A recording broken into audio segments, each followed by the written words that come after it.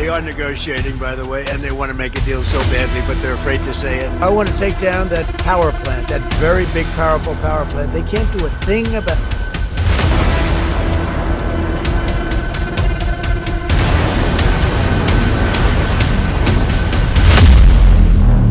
Israel में Iran की जुल्फिकार मिसाइलों के धमाके ट्रंप के सभी दावों की धज्जियां उड़ा रहे हैं।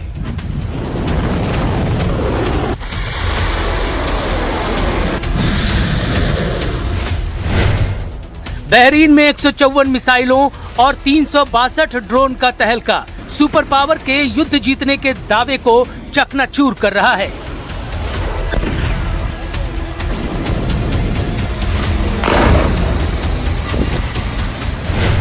सऊदी अरब के रियाद में 6 मिसाइल फटने से साफ हो गया है कि ईरान बड़ी बेरहमी से दुश्मनों को मार रहा है।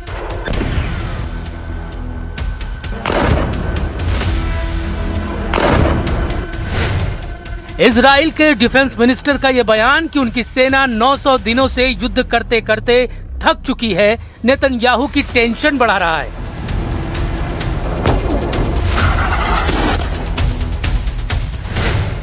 जेडी वेंस का दावा कि ईरान जैकेट वाला एटम बम फोड़ने वाला है, परमाणु युद्ध की सटीक भविष्यवाणी साबित हो सकता है।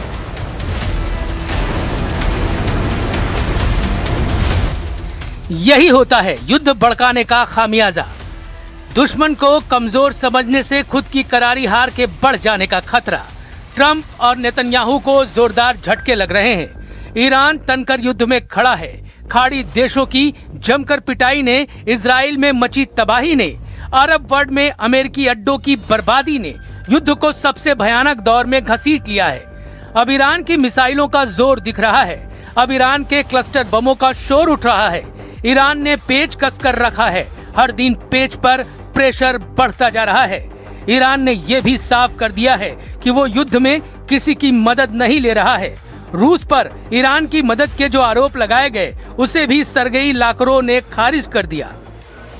Соглашение о военно-техническом сотрудничестве. Мы поставляли в Иран определенные виды продукции военного назначения, но мы не можем согласиться с обвинениями в том, что мы помогаем Ирану.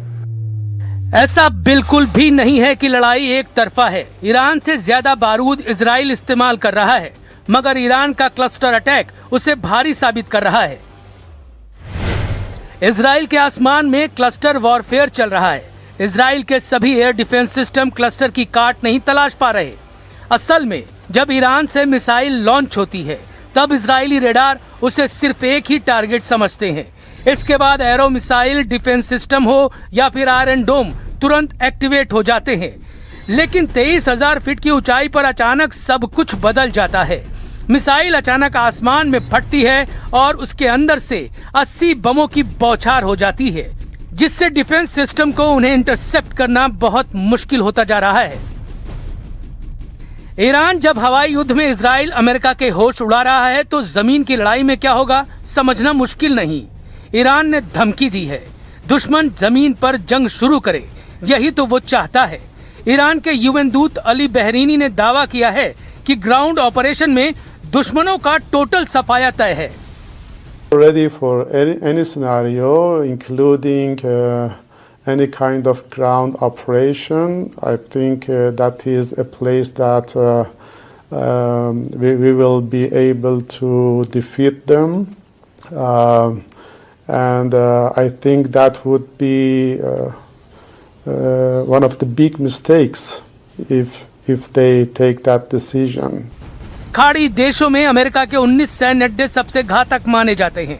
इनमें से 13 को ईरान धुआं कर चुका है, जिससे अब ग्राउंड ऑपरेशन में ईरान की 6 लाख सैनिकों से टकराने के लिए अमेरिका इजराइल को पूरा जोर लगाना पड़ सकता है, क्योंकि खाड़ी देशों के अमेरिकी सैन्य अड्डों पर हथियारों का भी संकट बढ़ता जा रहा है। ईरान के हमलों में कुवैत में यूएस पोर्ट शुएबा, अली अल सलेम एयरबेस और कैंप ब्यूरिंग को भारी नुकसान पहुंचा है। ईरान की मिसाइलों और ड्रोनों ने कतर के अल उदैद एयरबेस के रडार सिस्टम को तबाह कर डाला है। बहरीन में ईरान के वन वे अटैक ड्रोन ने अमेरिकी 5th फ्लीट हेडक्वार्टर का कम्युनिकेशन सिस्टम जला डाला है। वहीं सऊदी अरब के प्रिंस सुल्तान एयरबेस पर हुए हमलों से ईंधन भरने वाले टैंकरों और जंगी हथियारों को नुकसान पहुंचा है। इधर संयुक्त अरब अमीरात के अल दफारा एयरबेस और अल रुवैस सैन्य ठिकानों की रेडार साइटों और बिल्डिंगों को ईरान उड़ा चुका है। अमेरिका को ईरान में सबसे ज्यादा नुकसान ऐन अल असद और इरबिल एयरबेस पर झेलना पड़ा है। इसके साथ जॉर्डन में मुवफ्फाक अल साल्ती एयरबेस पर भी ईरान की बैलिस्टिक मिसाइलें गिरी हैं, लेकिन नुकसान की जानकारी अमेरिका ने जारी नहीं की है। 13 सैन्य अड्डों पर ट्रंप को अब तक $800 मिलियन के नुकसान का अनुमान लगाया गया है।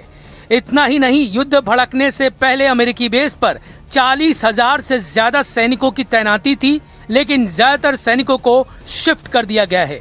युद्ध में जान का लाखों लाख डॉलर के नुकसान ने ट्रंप को ईरान के एनर्जी सेंटर पर हमलों की डेडलाइन बढ़ाने पर मजबूर किया।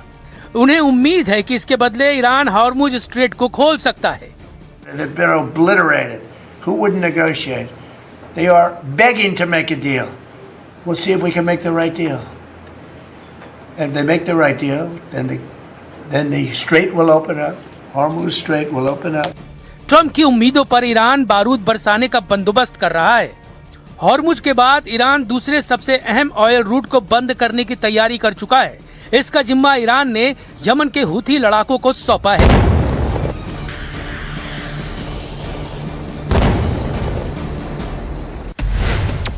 ईरान ने यमन के पास बाब अल मंदाब स्ट्रेट को ब्लॉक करने की धमकी दी है। बाब अल मंदाब रूट लाल सागर को अदन की खाड़ी और अरब सागर से जोड़ता है। ये स्ट्रेट दुनिया के महत्वपूर्ण कारोबारी समुद्री मार्गों में से एक है, जहां से यूरोप और एशिया में गैस और तेल की सप्लाई होती है। लाल सागर के इस ट्रेड रूट से हर साल $1 ट्रिलियन का कारोबार होता है। हुती चीफ अब्दुल मलिक हुती को सुन लीजिए। ईरान समर्थक लड़ाका ग्रुप के चीफ ने जिहाद का ऐलान कर दिया है। طاغوت العصر اليهود الصهاينة وذراعهم الأمريكي وأي تطورات للمعركة تقتضي الموقف العسكري سنبادر إلى ذلك بكل ثقة بالله سبحانه وتعالى। युद्ध में अब ट्रंप के लिए आफत ही आफत है। सबसे ज्यादा टेंशन तो ईरान के जैकेट एटम बम ने बढ़ा रखी है, जिसके खतरों को उपराष्ट्रपति जेडी वेंस ने ट्रंप को समझा दिया है। द गार्डियन की रिपोर्ट के मुताबिक जेडी वेंस ने जानकारी दी है कि ईरान ने जैकेट वाला न्यूक्लियर बम बनाना शुरू कर दिया है। यह आशंका इसलिए जताई जा रही है क्योंकि ईरानी मीडिया में उसके एनपीटी से बाहर निकल जाने की खबरें छप रही हैं। लेकिन क्या जैकेट परमाणु बम ईरान बना सकता है?